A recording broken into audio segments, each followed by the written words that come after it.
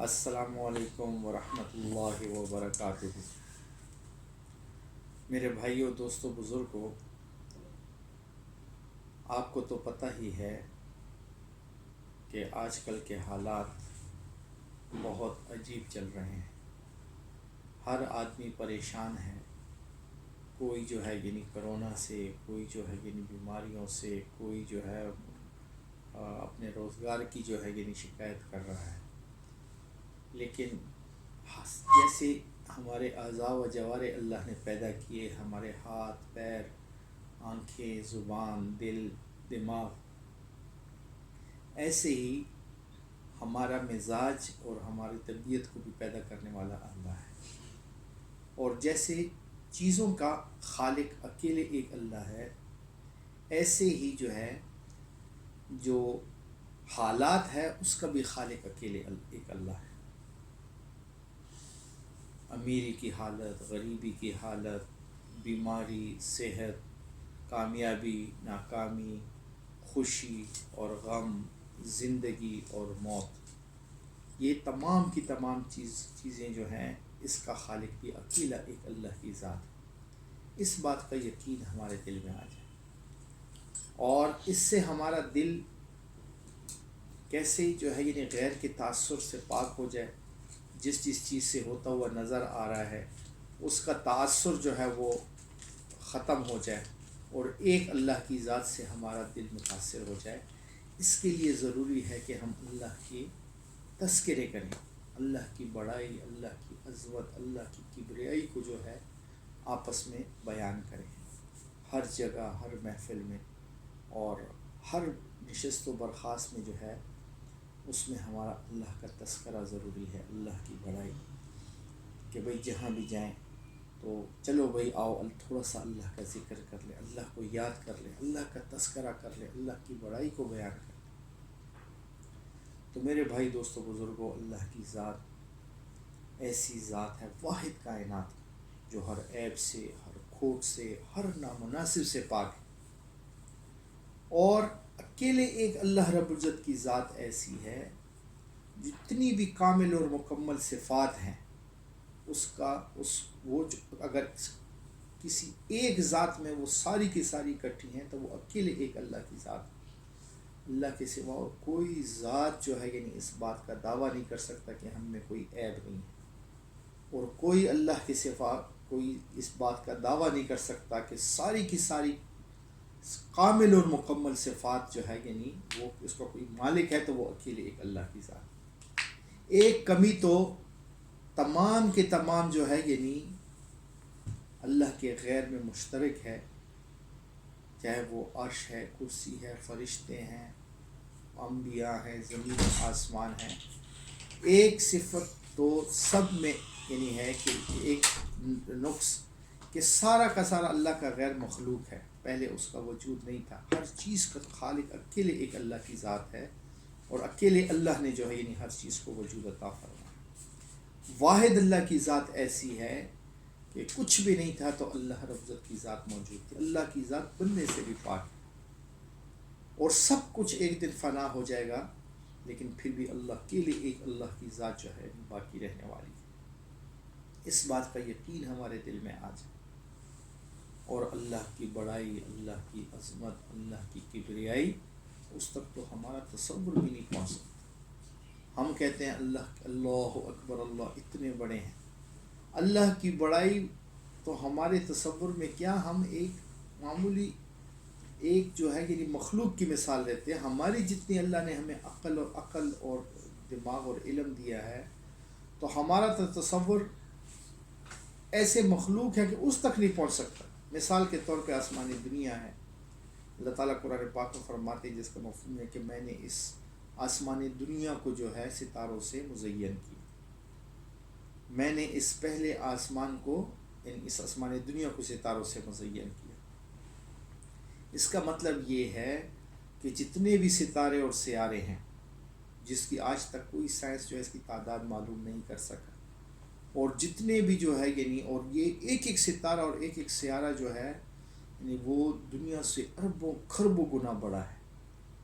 تو جب قرآن میں اللہ نے فرما دیا کہ میں نے آسمانی دنیا کو ستاروں سے سیاروں سے مزین کیا، تو اس کا مطلب یہ ہے کہ یہ سارے کے سارے ستارے اور سیارے آسمانی دنیا کے پیٹ میں ہیں، اس کے نیچے ہیں، آسمانی دنیا کو اس سے مزین کیا گیا۔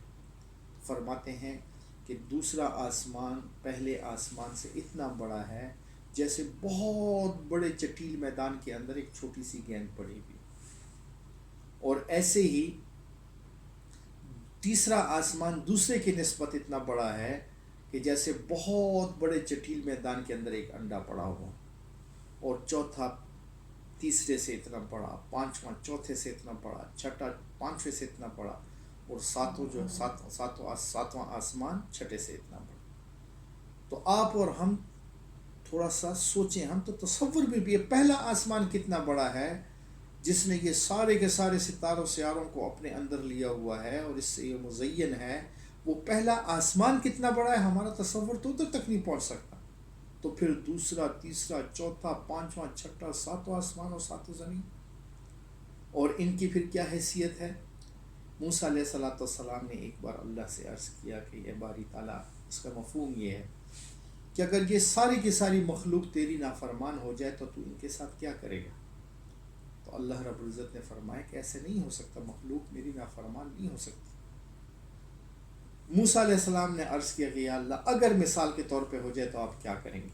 تو اللہ رب العزت نے فرمایا کہ میرے پاس ایسے جانور موجود ہیں جن کو میں حکم کروں گا تو اس ساری کی ساری مخلوق کو ایک نوالا بنا دے۔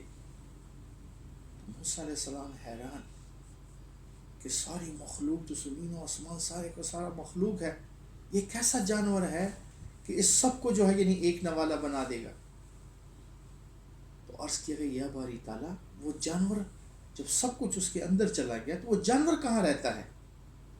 اللہ رب العزت فرمایا کہ میری چراگاہوں میں سے ایک چراگاہ میں چر رہا ہے۔ اب آپ اندازہ کریں کہ یعنی اللہ کی چراگاہوں میں سے ایک چراگاہ میں وہ چر رہا ہے جس کی ایک نوالا پوری مخلوق ہے، تو وہ روزانہ چر کتنا رہا ہوگا اور کتنا اس کا جو ہے یعنی کھانا کھا رہا ہوگا۔ تو موسیٰ علیہ السلام حیران کہ یا اللہ، تیری چراگاہیں کہاں پہ ہیں؟ تو اللہ رب العزت نے فرمایا کہ میری چراگاہ میرے علم میں ہے۔ اتنے بڑے اللہ، اتنے عظیم اللہ، اتنی زبردست قدرت اور قوت والا اللہ، جو اس ساری کی ساری مخلوق کا پیدا کرنے والا بھی ہے، اس ساری کی ساری مخلوق کا پالنہار بھی ہے، اور اس سارے کے سارے مخلوق پہ کنٹرول اور قبضہ بھی اکیلے ایک اللہ کا ہے۔ ایک ذرہ اللہ کے حکم کے بغیر اپنی جگہ سے حرکت نہیں کر سکتا۔ تو میرے بھائیوں، دوستوں، بزرگوں، تو اللہ کی بڑائی اور اللہ کی عظمت یہ ہمارے دل میں اتر جائے۔ فرماتے ہیں کہ جبرائیل علیہ السلام جو سارے فرشتوں کے سردار ہیں، جب وہ اپنے اصلی حیت میں آتے ہیں تو ساتویں زمین پہ جب کھڑا ہوتا ہے تو ساتویں آسمان تک اس کا سر لگتا ہے، یعنی اس کے پاؤں سے لائٹنگ سپیڈ سے چلو تو 14,000 سال میں اس کے سر تک پہنچو۔ دو روایتیں ہیں، ایک روایت میں ہے کہ جبرائیل علیہ السلام کے 100 پر ہیں، ایک روایت میں 700 پر آتے ہیں، اور فرماتے ہیں کہ جب وہ 2 پر کھولتا ہے تو مشرق سے مغرب تک سب کچھ اس کے نیچے آ جاتا ہے۔ اور جب اللہ رب العزت کا ایک امر جبرائیل علیہ السلام کی طرف متوجہ ہوتا ہے کہ اے جبرائیل، تو اللہ کی عظمت، اللہ کی بڑائی، اللہ کی کبریائی کی وجہ سے، اللہ کے خوف کی وجہ سے اس کا 14,000 سال کا قد جو ہے وہ سمٹ کر چھوٹی چڑیا کے برابر بچ جاتا ہے۔ ایسے زبردست اور ایسے بڑے اللہ ہیں ہمارے، اور وہ اللہ رب العزت فرماتے ہیں، حدیث قدسی کا مفہوم ہے کہ اے میرے بندے، میں تجھ سے محبت کرتا ہوں، تجھے میرے حق کی قسم تو بھی تو مجھ سے محبت کر۔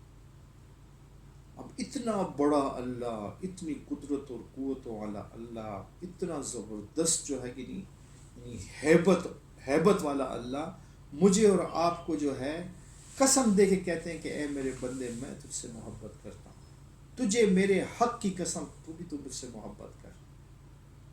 تو ہم انسان، اللہ پھر گلہ فرماتے ہیں وَمَا قَدَرُ اللَّهَ حَقَّ قَدْرِهِ، جیسے میرے قدر کرنے کا حق تھا اس طریقے سے تم نے میرے قدر نہیں کی۔ تو وہ اللہ رب العزت جو ہے یعنی وہ ہمارے دل میں آ جائے. اللہ کی ذات ساتوں زمین ساتوں آسمانوں میں اللہ کی ذات نہیں سما. مومن کا دل جو ہے وہ اللہ کا عرش ہے. اللہ فرماتے ہیں جس کا مفہوم ہے کہ یہ قرآن جو ہے یہ میں نے ساتوں زمین اور ساتوں آسمانوں پر پیش کی، لیکن وہ عاجز آگے اور انکاری ہو کہ ہم اس کے متحمل نہیں ہو سکتے، اس کا بوجھ ہم نہیں اٹھا سکتے. اور اللہ نے اس حضرت انسان کو ایسا زبردست جو ہے یعنی دل دیا ہے کہ یہ جو ہے یعنی یہ اس کے لینے کے لیے تیار ہو.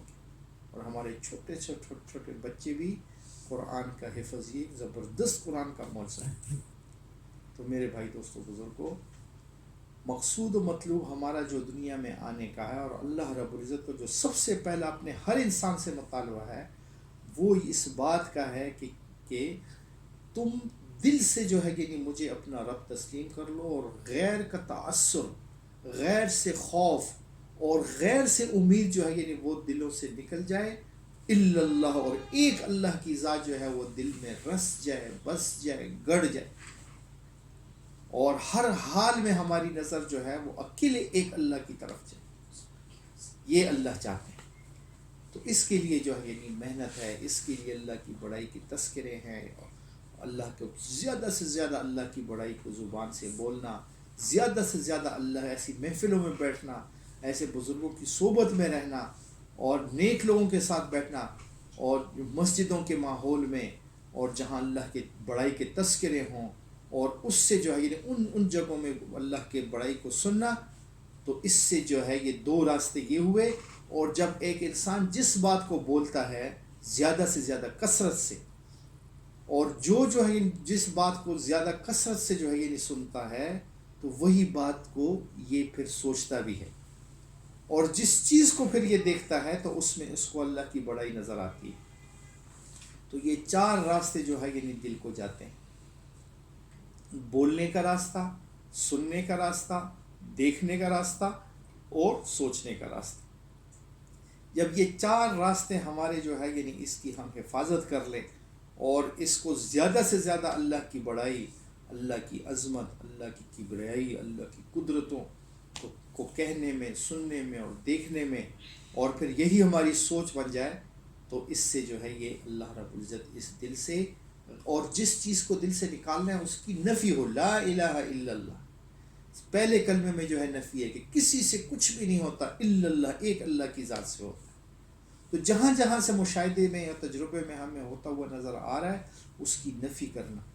اور اس میں سب سے بڑی نفی جو ہے وہ اپنی ذات کی کرنا، کہ میری عقل سے، میرے علم سے، میری سمجھ سے، میری طاقت سے، میری قوت سے، میری کمائی سے، میرے جو ہے یعنی ہوشیاری سے کچھ بھی نہیں ہوتا. اللہ کے سامنے تسلیم، اپنی ساری صلاحیتوں کو اللہ کے سامنے تسلیم کر کے صفر کر دیں کہ جہاں جہاں سے مجھے ہوتا نہیں، یہ سب صفر ہے. کرنے والی ذات وہ اکیلے ایک اللہ کی ذات، ہمیں کھلانے والا، ہمیں پیدا کرنے والا، ہماری پرورش کرنے والا، ہماری ساری کی ساری ضرورتیں، حاجتیں پوری کرنے والا، ہمارے اندر جسم کی بھی اور ہمارے باہر کی ضرورتیں پورے کرنے والا، وہ اکیلے ایک اللہ کی ذات.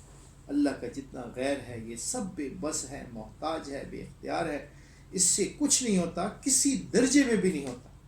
لا الہ الا اللہ، ایک اکیلے اللہ سے ہوتا ہے، تنہا اکیلے ایک اللہ سے ہوتا ہے.